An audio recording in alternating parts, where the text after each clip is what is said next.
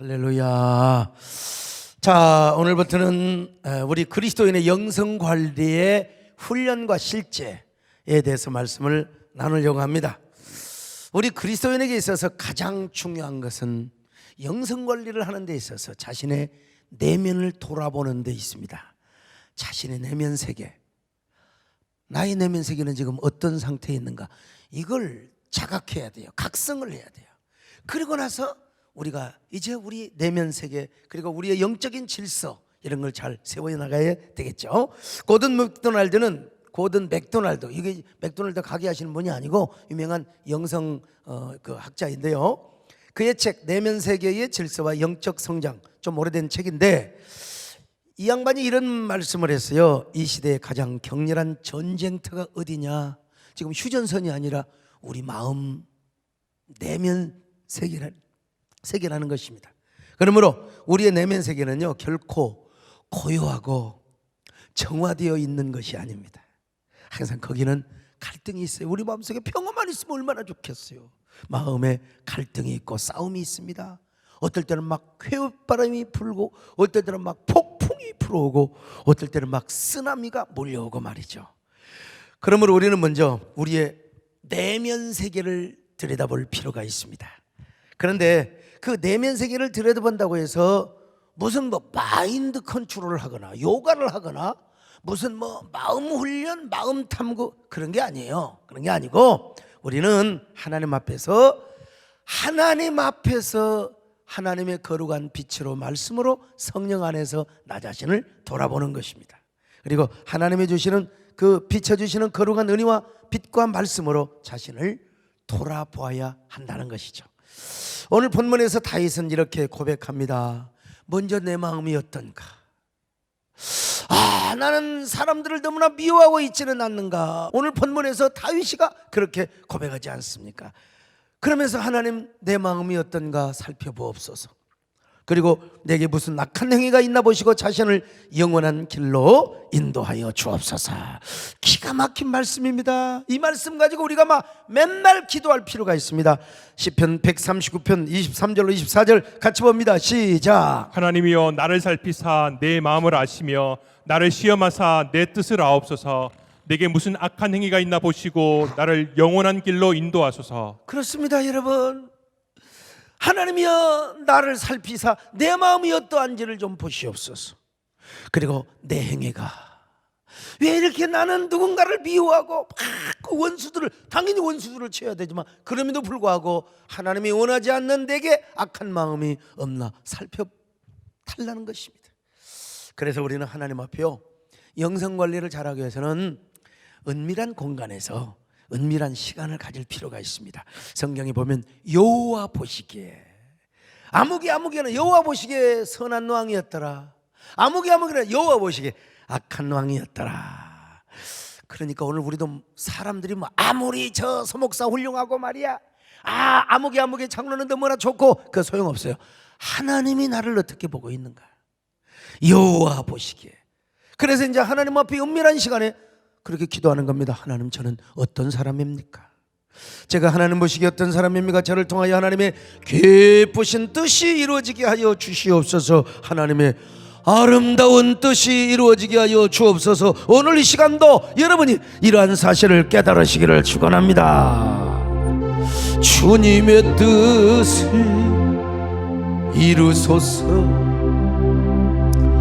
고요한 중에 기다리니 진흙과 같은 날 빚으소. 주님의 형상 만드소서. 주님의 뜻을 이루소서. 주님 발 앞에 엎드리니 나의 맘속을 살피시소. 눈보너히게 하옵소서. 우리가 이런 시간을 가지려면 은밀한 시간과 공간, 이걸 성경에서 뭐라고 하느냐? 골방이라고 말합니다. 골방. 주님도 우리가 기도할 때 골방에 들어가서 문을 닫고 은밀한 중에 있는 하나님 앞에 기도하라고 했어요. 자, 마태복음 6장 5절로 6절 같이 봅니다. 시작. 또 너희는 기도할 때 외식하는 자와 같이 하지 말라. 그들은 사람에게 보이려고 회당과 큰 거리 어귀에 서서 기도하기를 좋아하느니라. 내가 진실로 너희에게 이르노니 그들은 자기 상을 이미 받았느니라. 너는 기도할 때 내 골방에 들어가 문을 닫고 은밀한 중에 계신 내 아버지께 기도하라. 은밀한 중에 보시는 내 아버지께서 갚으시리라. 자, 골방은 저 방, 안방 안에 있는 방을 말하는 거예요. 옛날 우리 시골에도 안방에 들어가려면 뜰방이 있어요. 뜰방 알아요? 뜰방을 몰라요? 뜰방이라고 있어요. 신발 벗어놓고 그 올라가면 마루가 있어요. 마루에서 방으로 들어가면 안방이 있어요. 에? 안방에서 가운데 방을 거친 집도 있고, 우리 집 같은 경우는 가운데 방을 거쳐서 그 다음에 도장이라고 하는 거 거기에 쌀 넣고 이게 뭐냐면 골방이에요. 골방. 안방 속에 있는 방을 골방이라고 하는 거예요. 자, 그 골방에서는 요즘이야 칸막이가 잘 되어 있고 뭐 소리가 잘 안 들리지만, 옛날에는 그 골방에 들어가서 어지간한 소리를 쳐도 안 들립니다. 그 골방에서 아무 소리도 들리지 않고 뭐 쥐새끼 소리도 안 들릴 거예요. 그 조용한 곳에 가서 하나님 앞에 은밀하게 기도하라는 말입니다. 근데 이제 바리새인들은 말이요, 기도를 어디서 하느냐? 매 보면요, 강단에서 숨어서 기도하는 게 아니라 우리 교회 동상 앞에 가지고 말이요, 거기서 돗자리에 깔아놓고 주여 그러면 야 정말 기도 많이 하네. 또 아니면은 막 사방길 어귀에 저기 어디요? 길 어귀에 어디 위에 있는 어디 탑 같은 데 와서 막 그냥 도포를 읽고 쥐야 기도하면은 우리 주님은 그들을 위선 떠는 자들이라고 말씀합니다. 저런 짓거리 하지 마라 제자들에게. 야, 저 사람들은 기도 많이 하는 척 경건한 척 사람들에게 존경받으려고 하는데, 야 너희들은 그러지 마. 골방에 가서 기도해라. 골방에 가서 저기 기도해라. 자, 그런데 목사님 우리 아파트에는 골방이 없어요. 이제 그런 사람이 있을 수 있어요. 여러분, 이 골방은 장소적인 의미를 말하는 것은 아닙니다. 바로 공간적인 이 골방보다는 영적인 골방. 진짜 골방의 의미는 뭡니까? 아무 소리도 안 들려. 아무것도 안 보여. 오로지 주님 소리만 들리고 주님만 보이는 바로 그 장소. 그러니까 골방은 어디든지 가능합니다. 여러분, 여기서도 주님과 나 사이면은 골방을 이룰 수가 있는 것입니다. 아무리 사람이 많이 다니고 시끄러운 서울역 앞에서 아무리 막 뺑, 옛날 요즘 KTX는 소리도 안 나지만 옛날에 뺑 치치 퍽퍽 퍽퍽, 나는 이렇게 흉도 잘 내요. 나는 이런 게 옛날에 잘했습니다. 이런 것도 잘해요. 뭐 백남봉이나 따로 없어. 나도 할 수 있어요. 그냥 그런데 아무리 서울역에 사람이 많아도 진짜 내 자식을 사랑하는 엄마는 누구 소용없어요. 내 새끼만 보이는 거예요. 그리고 내 새끼 소리만 듣는 거예요. 자식도 마찬가지야. 엄마밖에 안 들려. 엄마밖에 안 보여. 엄마 떨어지면 금방 울어요. 진짜 나오고 사랑하는 남녀가, 이제 젊은 남녀예요. 젊은 남녀가 딱 서울역을 걸어가는데 이 자식이 다른 여자가 보이면 이러면 안 돼요. 그리고 또 여자가 자꾸 이렇게 키 크고 말이야, 이런 나오고 예를 들어서 같이 가는데 키 큰 놈이 자꾸 보이고 그러면 그건 안 되는 거예요. 오로지 자기가 사랑하는 사람만 바라보고 자기가 사랑하는 사람만 보여야 이게 진정한 관계 아니겠습니까? 그런 것처럼 오늘 우리도 마찬가지야. 아무리 막 옆에서 통성기도하고 아무리 뭐 옆에서 뭐 누가 핸드폰을, 이게 소용없어. 나는 오로지 지금 말씀만 들리는 거야. 나는 기도하고 통성기도할 때도 박수치고 찬양할 때도 다른 거 소용없어.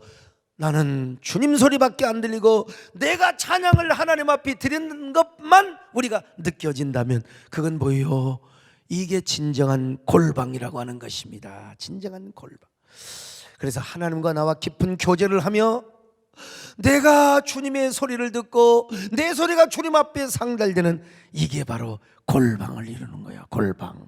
자, 그런 의미에서 에레미야 선지자는 이렇게 말했습니다. 에레미야 33장 3절입니다. 시작. 너는 내게 부르짖으라. 내가 네게 응답하겠고 네가 알지 못하는 크고 은밀한 일을 내게 보이리라. 이제 부르짖으면 되는 거요. 옆에서 아무리 뭐 철학에도 아무리 여러분이 이따가 불 꺼놓고 통성기도해도 아이고 옆 사람의 기도가 들리면 그건 좀 그래요.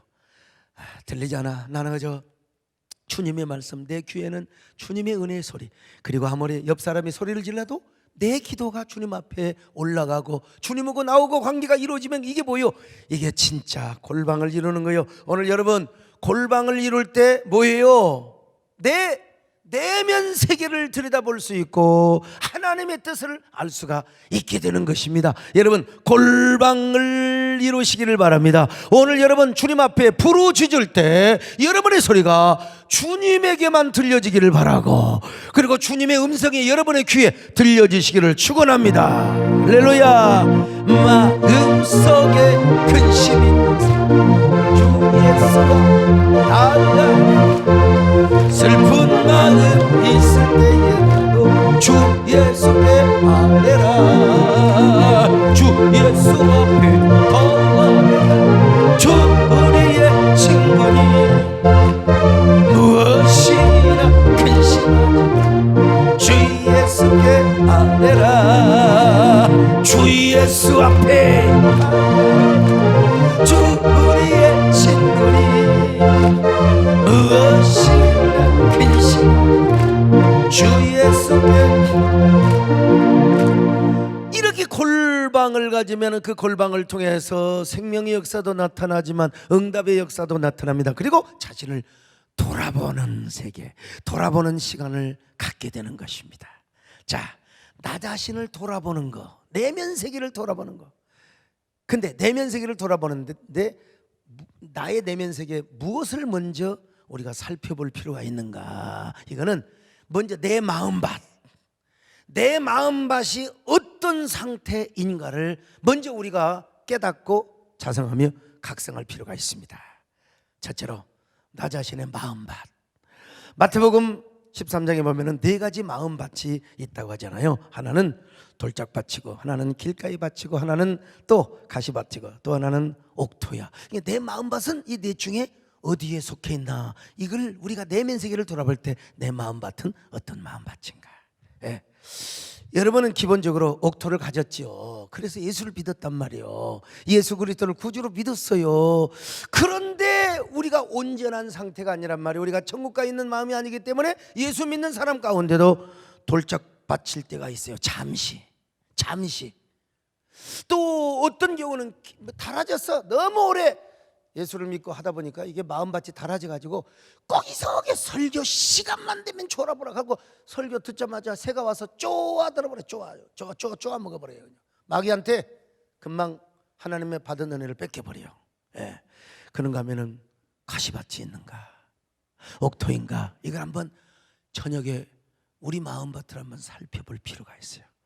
첫째, 내 내면 세계, 우리 마음 밭이 돌짝밭은 아닌가, 이거 한번 생각해 볼 필요가 있어요. 한번 바라볼. 자, 마태복음 13장 20절로 21절입니다. 시작. 돌밭에 뿌려졌다는 것은 말씀을 듣고 즉시 기쁨으로 받되 그 속에 뿌리가 없어 잠시 견디다가 말씀으로 말미암아 환난이나 박해가 일어날 때에는 곧 넘어지는 자요. 여러분 말씀을 받긴 받았습니다. 말씀은 받았는데 돌짝밭이니까 햇빛이 뜨면 금방 습기가 말라버리잖아요. 그러니까 그냥 완전히 말라 삐뚤어져 버려요. 그래서 누가복음 8장 6절에 보니까요, 습기가 없어서, 자 한번 8장 6절 봅니다. 시작. 더러는 바위 위에 떨어짐에 싹이 났다가 습기가 없으므로 말랐고. 싹이 나긴 났어요. 분명히 은혜는 받았어요. 분명히. 그런데 이게요, 마음이 얇아버려. 마음이 냄비 뚜껑 같아가지고 은혜는 받았는데 금방 식어버려. 누가 뭔 얘기를 하면은, 누가 무슨 핍박을 하면, 누가 막 흉을 봐버리면 그냥, 그래서 코로나 온다고 그냥 교회 안 나온 사람들, 당연히 지금은 10%밖에 못 나오지만 옛날에 나와도 될 때도 안 나오는 사람들, 직장에서 교회 가지 말라고 이런 사람은 뭐요? 돌짝밭이죠. 예수님이 말씀하시는 돌짝밭의 의미가 뭐예요? 흙에 깊이가 없어요. 흙에 깊이가 없기 때문에 싹이 났긴 났는데 햇빛이 뜨니까 말라서 습기가 말라버리니까 그냥 싹이 말라 비틀어버린 거죠. 자, 싹이 나면 무슨 소용입니까? 금방 말라버린 것은. 우리 마음이 이런 돌짝밭이 되어서는 안 됩니다. 우리가 하나님의 말씀을 받는데 이상하게 어떤 사람은 감정으로 받습니다. 분위기로 받습니다. 참, 그래서 복음을 듣고 은혜 받을 때는 할렐루야 아멘, 너도 은혜 받으니까 나도 받고 니도 헌신하니까 나도 헌신하고. 근데 분위기에 들떠서 맹목적으로 은혜를 받다 보면 은혜 받고 찬양하고 그럴 때는 좋아요. 그 분위기가 너무너무 좋았는데, 근데 나중에 보니까 뭘 갖고 은혜 받았어? 뭘 갖고 웃었어? 도대체 어디가 은혜가 됐어? 그러면 나도 몰라. 나도 몰라. 이런 사람 나도 몰라. 금방 분위기에 들떠서 은혜 받는 것처럼 보이지만 금방 집에 가면 금방 또 세상 사람 누구 친구 만나면 금방 그 마음 완전히 그냥 포타 타져버려요. 이 마음이 뭐요? 돌 같은 마음, 돌 같은 마음. 또 어떤 의미로도 얘기할 수 있냐? 강팍한 마음이에요. 강팍한 마음. 이런 사람은, 근데 워낙 목사가 와서 설교를 잘하고 교회 분위기가 좋으니까 오긴 와서 은혜를 받았어요. 분위기에 은혜를 받은 것처럼 보이지만 또 이내 강팍한 마음으로 돌아가버려. 또 자기 고집 소신으로 가버려요. 이런 사람 복음적인 열매가 없습니다. 심령 깊은 곳으로부터 생명의 변화가 이루어지지 않아요. 대부분 이런 사람은요, 바로 이런 사람이 이제 돌짝밭의 마음이라고 할 수 있는데, 이거 참 창피한 얘기입니다. 옛날 우리나라에서요, 선교사들이 보니까 참 우리 한국 사람들은 보면은 겉다르고 속다른 경우가 많아요. 어떻게 끌려왔어요. 선교사가 잘해주고 선물도 주고 뭐 계란도 주고 또 교회 오니까 사탕도 주고 그래서 왔어요. 와가지고 예수를 믿는다고, 또 믿는다고 믿었어요. 갖고 세례도 줬는데 이 양반이 또 세상 친구 마음이 좋아 하고 세상 친구하고 놀러 가서 또 그냥 술 먹고 기생질하고 주색 잡기 하고. 선교사들이 보니 안 되겠거든요. 안 되겠다. 그래서 학습제도를 만들어놨어요. 학습제도. 6개월 동안 한번 저 사람이 진짜 잘 믿나 안 믿나 보고 그 다음에 학습을 줘요. 학습, 세례가 아닙니다. 학습교인 성도라고 하는 겁니다. 그리고 나서 이제 6개월 후에 또 다시 봐가지고 별과 없으면 이제 세례를 주는데, 세례를 받아도 또 그놈은 또 결국 그것을 못 줍니다. 우리나라 아무튼 세계에 학습제도가 있는 나라 우리나라밖에 없어요. 원래 성경적으로는 예수 믿으면, 확실하게 믿으면 그 즉시 세례를 주는 것이 성경적입니다. 근데 우리나라는 그렇지를 않아요. 그래가지고 선교사들이 학습제도를 만들어 놓고 그 다음에 또 6개월 후에 다시 세례제도를 만들어 놓고, 참 부끄러운 일이죠. 어쨌든 간에 얼마나 마음이 변덕쟁이였으면 돌밭 같았어요. 은혜는 받은 것 같아. 싹은 났어. 그런데 핍박이 오든지 아니면 또 습기가 없어, 은혜가 떨어지면 바로 가서 세상 사람이 되어버리고 만다 이 말이에요. 그러니까 돌짝밭의 마음은 언제나 현재적이고 찰나적이요. 은혜 받았는데 내 밑두꺼처럼 식어버리고 말았어요. 심지어는 그 본성이 그러면 장로가 되고 집사가 되고 권사가 되었는데, 목사도 이따금씩 그런 사람을 볼 수 있어요. 분명히 성령의 감동을 받아서 은혜 받았어요. 근데 마음이 변해버려요. 은혜 받고 헌신하기로 마음 먹었는데 금방 마음이 변해요. 분노 조절이 안 돼가지고. 이것도 참 큰일입니다. 아무튼 간에. 그래서 오늘 우리는 내 자신이 어떤 마음밭인가, 혹시라도 내가 돌짝밭의 마음을 가지고 태어나지는 않았는가, 그럼 이제 마음을 고쳐야죠. 여기 소목사는 어떤 사람이냐, 돌짝밭을 기경하는 사람입니다. 우리 교회도 오셨습니다마는 한교총 전 대표 회장이셨던 김태형 목사님 계시는데, 이분은 안동김 씨. 예? 자, 안동김 씨인데 이분이 이제 한학을 하시고 서예 조예가 깊으셔서 저에게 글씨 휘호 하나를 써갖고 오셨어요. 그게 뭐냐면 석전경호입니다. 석전경호. 무슨 말이냐? 돌 같은 마음을 갈아 엎어버리는 소목사가 되시오. 우자가 소우자예요. 그러니까 여러분 우씨나 소가나 거의 같다고 볼 수 있어요. 그래서 이 얘기합니다. 우씨한테 같은 본이라고. 여러분 우소. 그래서 저는 여러분 돌짝밭을 기경하는 이런 목사가 되는 의미에서 저는 그걸 썼는데, 제가 가만히 보면은 제 설교가 좀 굉장히 여성적이고 좀 부드럽고, 저도 그렇게 하고 싶어요. 원래 제 마음은 부드러워요. 예? 제 설교가 좀 부드럽고 여성적이고 좀 이렇게 아주 마이크로 소프트하면 얼마나 좋겠어요. 근데 저는 좀 남성적이고 야성적이고 도전적이고 막 그렇잖아요. 저 그런 굉장히 감성적으로, 시도 굉장히 서정적으로 잘 쓰는데 설교는 굉장히 남성적이고 야성적이요. 근데 그 설교를 글로 옮겨 놓으면 굉장히 감성적이고 부드러워. 이번에 이제 에델바이스 당신이라는 책을 제가 이제 냈어요. 아직 서점에 이제 다음 주에 나가는데, 이 책을 봐도 이 문자로 오면 이 저의 글이 얼마나 수리하고 화려하고 부드러운지 몰라요. 근데 똑같은 원고인데도 제가 설교를 하면은 야성적이고 남성적이고 말이죠. 에델바이스예요. 그렇게 안 하고 에델바이스 이러니까 그래요. 어쨌든 간에 제가 좀 설교를 여성적이고 또 아주 부드럽게 설교하는 사람을 봅니다. 세계에서 가장 설교를 부드럽게, 스피치를 부드럽게 하는 사람이 빌 게이츠라고 그랬잖아요. 예, 마이크로소프트하게. 저는 누구도 따라하지 못하는 장점이 있습니다. 그것은 뭐냐? 여러분, 돌짝밭을 기경하는 능력이 있습니다. 저한테 그런 은혜가 있습니다. 진짜 누구도 못하는데 저를 만나면 아무리 강팍한 사람도 1시간, 2시간 얘기하면 이게 진짜 마이크로소프트가 되는 거야. 예. 그리고 뭐 누가 어쩌고 저쩌고 처음에 와가지고 이제 소목사 나도 어제 이제 뭐 금식하고 오늘 또 하고 그러니까 얼굴 보니까 확실히 좀 한 1년 더 늙은 것 같아. 이제 내일 모레 되면 다시 또 펴집니다.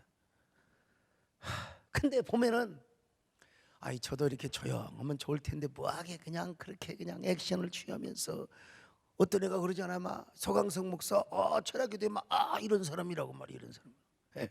근데 중요한 것은 뭐냐? 나는 돌밭을 기경하는 사람입니다. 오늘 여러분, 내 마음이 좀 강팍하다, 내 마음이 냄비뚜껑처럼 맵다, 이런 사람 오늘 말씀을 들으시고 여러분의 돌밭을 깨엎어버리시기를 축원합니다. 돌밭을 기경하시기를 바랍니다. 목마른 사슴이 시냇물을 찾는 것처럼 그런 사모하는 사슴이 되시기를 바랍니다. 목마른 사슴 시냇물을 찾아 헤매이듯이 내 영혼 주를 찾기 갈급하나이다. 주님만이 나의 힘, 나의 방패, 나의 장소가, 나의 몸 정성 다 바쳐서 주님 경배하며 나의 기쁨, 나의 소망 되시며 나의 생명이 되신 주, 밤낮 불러서 찬송을 드려 일하신 문 예수, 나의 진정 사모하는 예수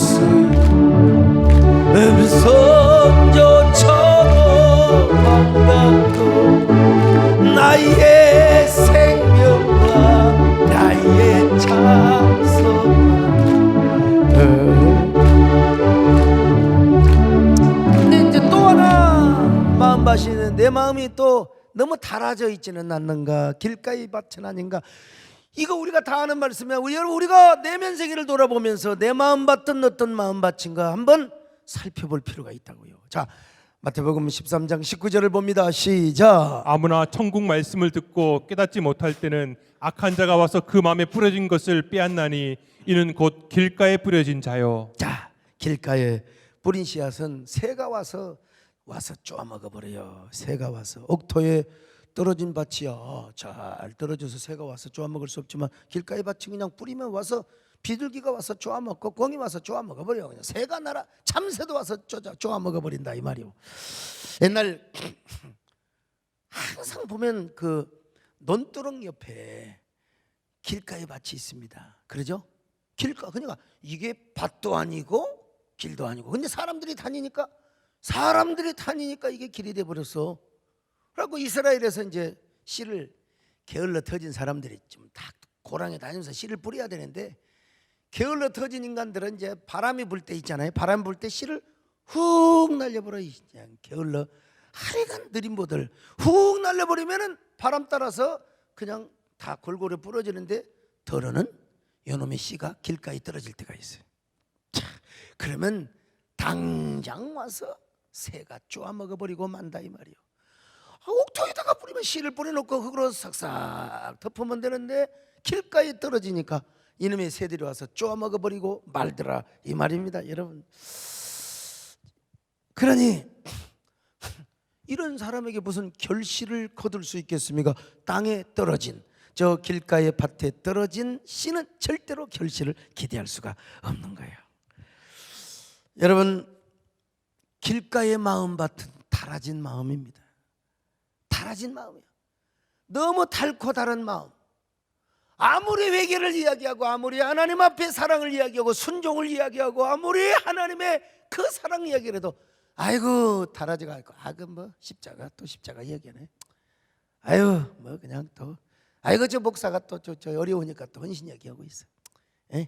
맨날 또 저 헌금하고 이래. 아이고 요즘 전도 요즘 같은 무슨 시대에 전도를 다 해. 그냥 달아져 가지고 아이고 갖고 설교 벌써 15분 되면 아이고 안 끝나냐. 유튜브 들이다가도 아이고 야 힘들다 야 니나 봐라 그러고 딱 또 달아진 마음. 여러분, 그 달아진 마음에는 말씀이 들어가도 마귀가 와서 뺏어 먹어버려요. 쪼아 먹어버려요. 새가 날아든다. 그냥 꽁만 날아드는 게 온갖 잡새들이 와가지고 이놈의 참마귀들이 와서 우리의 마음속에 말씀이 떨어지고 은혜가 떨어져도 이걸 그냥 마귀가 쪼아 먹어버린다 이 말이요. 아무리 집사, 권사, 장로가 되어도 마음을 뺏겨버려요. 여러분, 우리 마음밭이 달아져 버리면 우리 마음밭이 세상에 뺏겨버려요. 은혜를 세상에 뺏겨버린다 이 말입니다. 여러분, 오늘 우리 마음 어떤 사람인가 혹시라도 내가 너무 달아져 있지는 않는가, 달아져 있지는 않는가. 장로님이 된 다음에도 꾸준히 장로 되기 전에는 잘 하다가 장로가 딱 되고 나면 이제 그냥 딱 씻어버린 사람, 이게 달아진 사람이에요. 장로가 되고 권사가 되고 그런데도 불구하고 계속해서 은혜를 사모하고 하나님께 순종하고 사명을 따라 살고, 여러분 이런 사람이 어떻게 길가에 마음이 되겠습니까? 분명히 우리가 은혜를 받았는데 세상 생각이 들어와도 안 되고 세상 생각이 우리의 마음속에 있는 은혜를 빼앗아가도 절대로 안 됩니다. 여러분, 그 은혜를 누가 뺏어갑니까? 마귀가 뺏어가는 거예요. 속지 마세요. 여러분, 우리는 언제나 성령께 매여 살아야 됩니다. 말씀에 매여 살아야 됩니다. 은혜에 매여 살아야 됩니다. 할렐루야. 절대로 뺏기지 마시기를 바랍니다. 속지 마세요. 세상 허영과 쾌락에 속지 마세요. 속지 마라. 세상 허영 마음 뺏기지 마라. 세상 것은 일장의 주고 물거품과 같도 나는 예수님 부르서 참아줬느니 세상 영광 넘쳐대도 주님, 진짜 우리 교인들 대단하다. 나도 이게 첫 가사가 생각이 안 나요. 우리 권사님한테도 이게 첫 가사가 어떻게 되죠? 세상에는 눈물뿐이고, 이걸 내가 왜 몰라? 근데 이게 4절인가 몇 절인가 되거든요. 근데 오늘 우리 교인들 보니까 김성호 목사님도 몰라요. 이런 노래 있는지도 몰라. 젊은 세대는 그래요. 이제 90년대생 저놈들.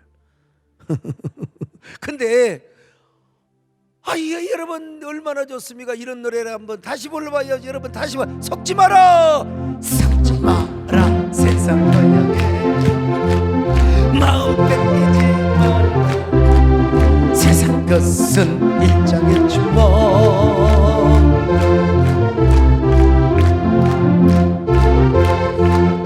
들어서 참만 세상 영광 가진대도 주님만을. 참 얼마나 이런 찬양이 굉장히 박자도 잘 맞고 노래하기도 좋고, 이런 찬양이 이제 부흥 찬양이라고 말이에요.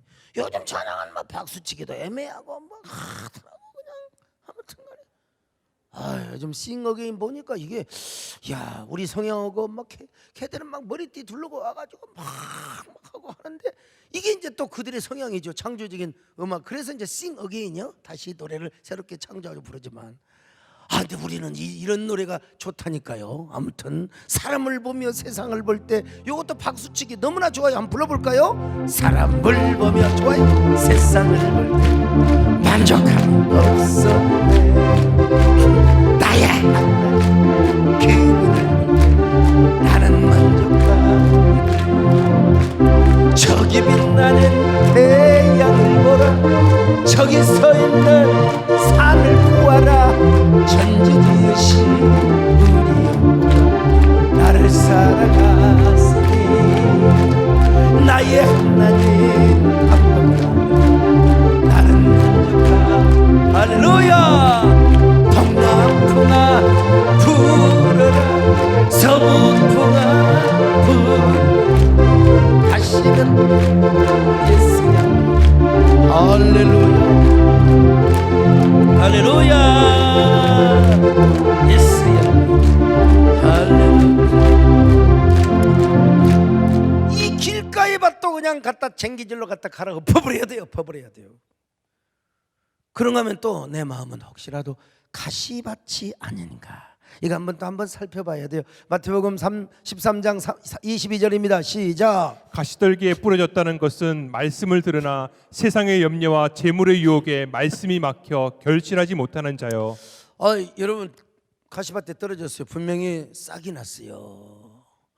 꽃까지 피기는 피었는데 이게 바람 불고 뭐 그러니까 이 찔레가시에 그냥 땅가시 찔러버리고 그냥 그 가시밭에 떨어지니까 더 이상 꽃까지는 자르면 피울 수 있는 열매를 못 맺어요. 그냥 가시가 찔리고 그냥 뭐 바람 불고 하니까 그냥 상처가 나고.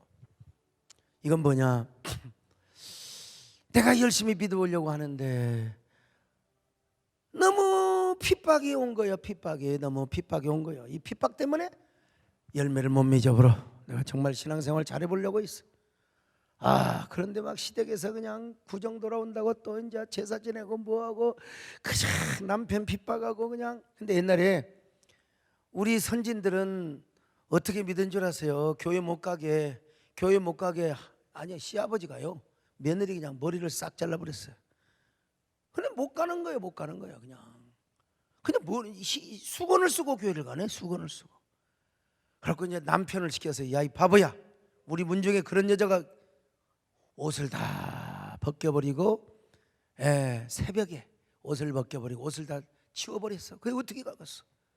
근데도 참 옛날에는 그렇게 믿었어. 그냥 이불을 둘러쓰고 교회를 갔어. 진짜 누가 봐도 미친 여자지. 옛날에 그랬습니다. 그래도 남한테 해는 안 줬어요. 이불 둘러쓰고 다 콩카먹으니까 뭐 설교 끝나고 들어가서 기도하고. 진짜 옛날에 그랬다니까. 지금은 이제 감염병식이라 좀 다릅니다. 여러분들은 지금 이불을 둘러쓰고 오는 게 중요한 게 아니라 마스크를 둘러쓰고 오는 겁니다.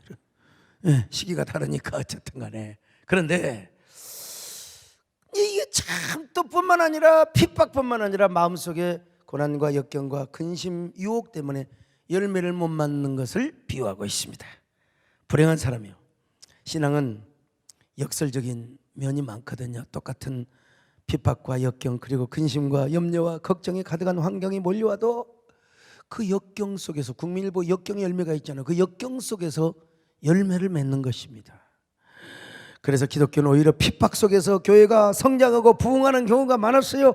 개인도 핍박과 고난 속에서 하나님과 더 가까워지고 신앙이 성장하는 경우가 많습니다.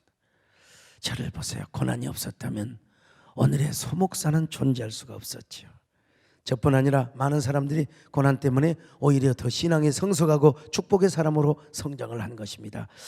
자, 이런 사람도 있는데 어떤 사람은 고난과 역경, 근심과 염려 때문에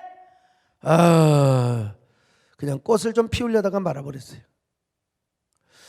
이 사람은 은혜를 진짜 많이 받았습니다. 은혜를 많이 받아서 많이 씨앗도 잘 자라고 거방꽃도 피고 그랬어요. 성령의 감동도 받았어요. 눈물도 흘렸습니다. 하나님 뜻대로 살고 좁은 길 가기로 작정을 했습니다. 헌신하기로 했어요. 사명의 길로 가기로 했어요. 그런데 문제는 뭐냐? 세상의 재리와 염려와 돈 걱정과 여러 가지 염려를 하면서 안 되는 겁니다. 우리 그리스도인에게 있어서 가장 고비기 넘기기가 이겁니다. 결국은 핍박이 됐든지 세상 걱정이 됐든지, 자, 이건요 분명히 성령께서 감동을 주시고 그렇다고 허무맹랑한 감동이면 안 됩니다. 내 힘으로 도저히 불가능한 것은 여러분 이거는 안 됩니다. 아무리 해도. 그러나 분명히 성령께서 합리적으로 감동을 주셨어요. 그리고 내가 너를 이렇게 하면 복을 준다고. 그런데 또 내가 이렇게 순종을 했다가 어떻게 내가 이 살림을 꾸려가는 말인가? 내가 이렇게 다 했다가 이거 어떻게 내가 가정을 꾸려가야 된단 말인가? 이성적으로 합리적으로 생각을 해보면 정말 힘들어요. 도저히 안 되는 거예요. 그래서 하나님 뜻에 순종을 못합니다. 여러분들이 바로 이런 마음을 갖고 있지는 않는가? 이런 마음을 갖고 있나? 한번 우리가 돌아볼 필요가 있습니다. 내 마음밭에 내면 세계는 어떠한 상태에 있는가? 신앙생활을 하다 보면 마귀가 우리에게 온갖 역경과 혼란을 가져줄 수 있고 염려와 근심을 갖다 줄 수 있습니다.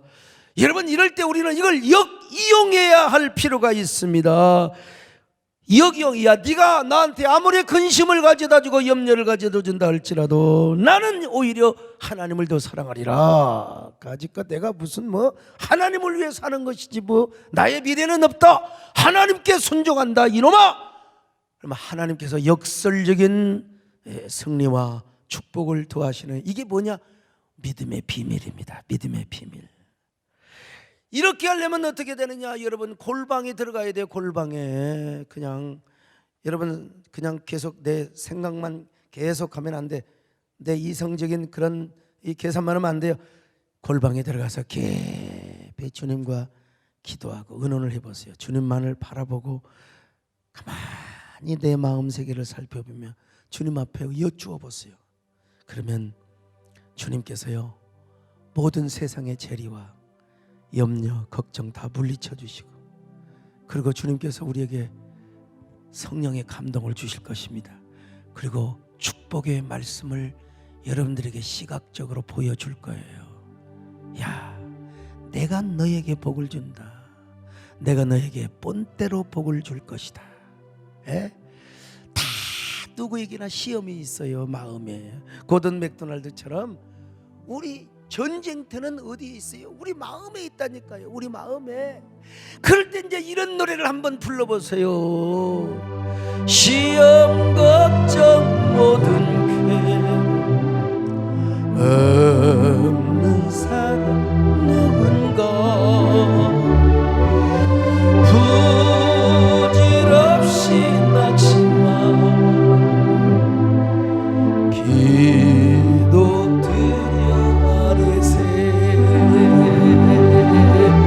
이런 진실하신 채 찾아볼 수, 3층도 잘 들리죠? 어리 약한 맛이 어찌하니야. 네 번째는 내 마음은 어떤가? 좋은 땅 옥토가 아닌가? 무조건 감사해야지요. 자, 마태복음 13장 23절입니다. 시작. 좋은 땅에 뿌려졌다는 것은 말씀을 듣고 깨닫는 자니 결실하여 어떤 것은 100배, 어떤 것은 60배, 어떤 것은 30배가 되느니라 하시더라. 여러분, 좋은 땅은 설명할 필요도 없어요. 옥토에 떨어지니까 이른 비 늦은 비가 내려서 당연히 이 결실을 맺는 거 아니겠어요? 싹도 잘 나고 꽃도 잘 피우고, 그래서 30배, 60배, 100배의 결실을 맺는 거예요. 이게 바로 진정한 그리스도인의 마음밭이어야 됩니다. 그냥요? 아니요.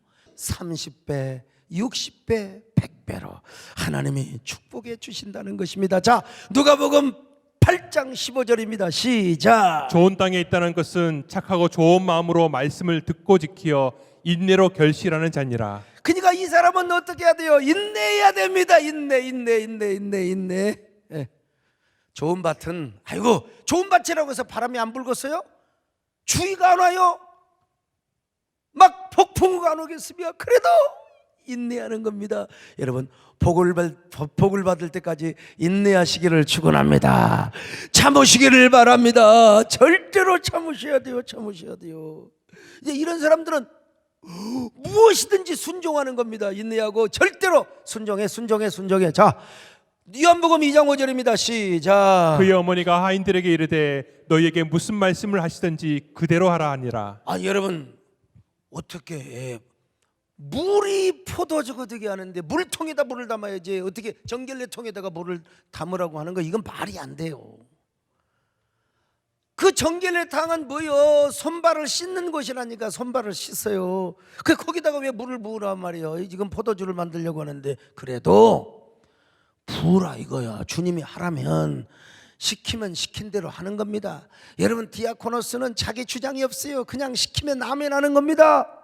그래서 물을 부으라니까 부었어요. 부으니까 거기에 뭐요? 예수님이 말씀하시니 물이 변하여 포도주가 된 겁니다. 이쯤 되면 이 노래가 나와야지요. 예수님 말씀 물이 변하여 포도주. 예수님이 말씀하시니 물이 변하여 포도주 된. 예수님 나에게도 말씀하셨어. 새롭게 변화시켜 줬어. 그렇게 순종하면 어떻게 돼요? 30배, 60배, 100배로. 자, 마태복음 13장 23절입니다. 시작. 좋은 땅에 뿌려졌다는 것은 말씀을 듣고 깨닫는 자니 결실하여 어떤 것은 100배, 어떤 것은 60배, 어떤 것은 30배가 되느니라. 말씀을 듣고 깨달아요. 깨달으니까 절대로 누가 세상 재리, 염려, 걱정 이거 와도 주님의 말씀에 순종하는 겁니다. 주님의 감동에 순종하는 거요. 그러면 30배, 60배, 100배로 하나님이 채워주신다는 거예요. 이게 어떤 사람만이 이 축복을 누리느냐? 좋은 땅, 좋은 밭을, 마음밭을 가진 사람. 나 옛날에 맨날 얘기했잖아요. 부동산 기도원에서 가서 기도하다가 돈 주어서 오줌 싸다가, 그때 주님께서 제 마음속에 감동하기를, 야 너는 순종하는 만큼. 근데 지금 내가 순종이 부족했던 것 같아요. 순종을 더 잘했으면 더 큰 교회를 하나님께 짓게. 근데 우리 권사님하고 집사람은 또 그냥 이 사후 그냥 쓰러져 죽을까 싶어갖고, 나도 거기서 또 내가 순종을 좀 덜 했네. 땅을 한 1000평만 더 했으면. 서정하나님 그러죠. 기왕. 여러분 그렇잖아요. 애도 날 때 낳지요. 나이 먹어서 낳으려면 지금 힘들어요. 여자분 지금 내일 모레 60이 된 사람은 애 낳기 힘들어. 앉아.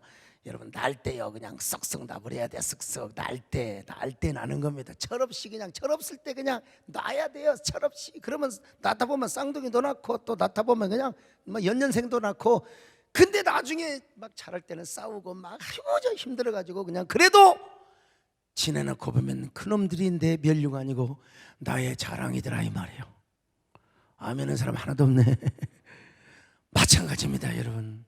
우리가 주님 앞에 정말 주님 앞에 순종하는 만큼, 주님이 감동할 때 주님의 말씀에 헌신하는 만큼 하나님께서 복을 주신다는 거예요. 자, 그러려면 우리가 어떤 마음을 가져야 돼요? 옥토. 만약에 여러분이 나는 이런 마음을 가지고 있다, 어떻게 하나님께서 나에게 왜 이런 마음을 주셨는가, 이런 사람은 무조건 감사해야 됩니다. 오늘 이 말씀을 들으면서 하나님, 내 마음을 옥토되게 하여 주옵소서. 예? 옥토. 나는 오늘 미리 오기 전에 헌금 딱 하고 왔어요. 나도 건강도 감사하고 이 설교 올라면 나도 하나님 앞에 순종을 해야 될 거 아니에요. 옥토, 감사한 것. 예, 옥토란 말 안 썼지만 하나님 건강검진하여서 정말 좀 고맙습니다. 옛날에는 막 여기 어느 병원에서 막 제가 지방간이 그냥 중증, 거의 하증, 상증인가 한다더니 좀 뻥을 쳤는지, 아니면 하나님이 더 고쳐주셨는지. 지방간도 경증이라네. 세상에. 지방간도, 이건 지방간이 아니라 완전히 남도간이야. 저 끝에 해남간이야. 그냥 지방이 아니라. 얼마나 여러분 감사합니까? 우리 모두 영성관리 잘 하십시다. 그러기 위해서 나의 내면 세계를 돌아봐야 돼요. 그리고 가장 중요한 게 우리 마음밭이 어떤 것인가. 그리고 나서 이제 다음에 우리가 이제 영성관리하는데, 내면 세계를 바라보는데 우리가 또 어떤 것을 우리가 관리하고 바라봐야 하는가, 다음 시간에 계속 이어서 말씀을 드립니다. 오직 주의 사랑에 매여, 오직 주의 사랑에 매여 내 영 기뻐 노래합니다. 이 소망의 흔들 기쁨의 땅에서 주께 사랑드립니다. 오직 주의 임재 안에 갇혀 내 영 기뻐 찬양합니다. 이 소명의 언덕 걸어간 땅에서 주께 경배드립니다. 주께서 주신 모든 은혜